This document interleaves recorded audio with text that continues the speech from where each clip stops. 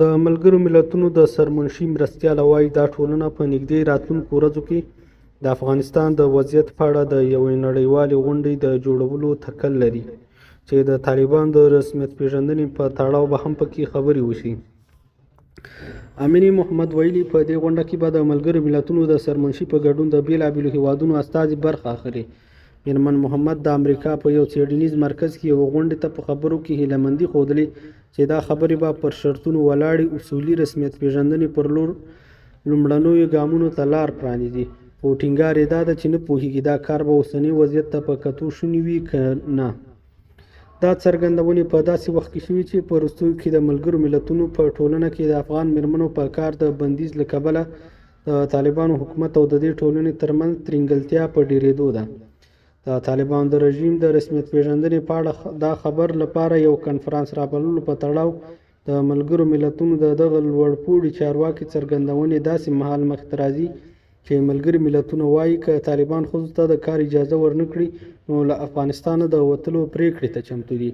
د ملګرو ملتونو مرستیالې مشرې امینه محمد ویلي ټاکل شوي راتلونکي 2 اونیو کې سرمنشي انتوني ګوتریش افغانستان لپاره د نړۍ د هیوادونو د استازو یو غونډه راوبولي.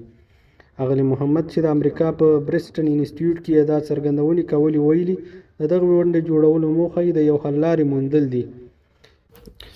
امینه محمد وایي د دغې ناستې له جوړېدا زموږ هیله د هغه لومړنیو لارو چارو موندل دي چې موږ بیرته د طالبانو د رسمیت پیژندنې پر لور ورسیخ کړي.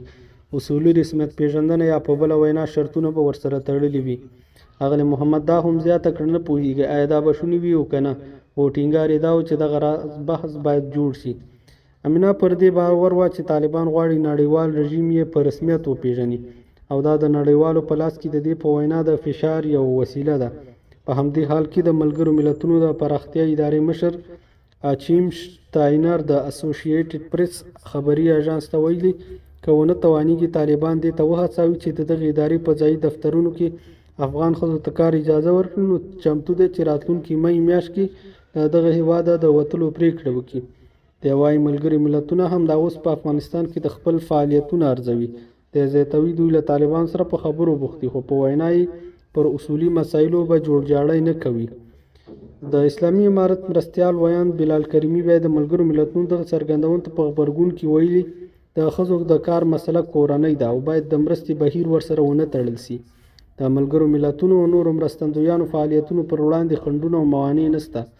اسلامي امارت د هیواد د لوړو ګټو او اسلامي اصولو په نظر کې نیولو سره د هغوی د امنیت او تسهیلاتو په برابرولو کې حمایت او همکاري لري. نو بشري او مرستندویه فعالیتونه باید د افغانستان له داخلي مسایلو سره تړاو ورنه کړی سي.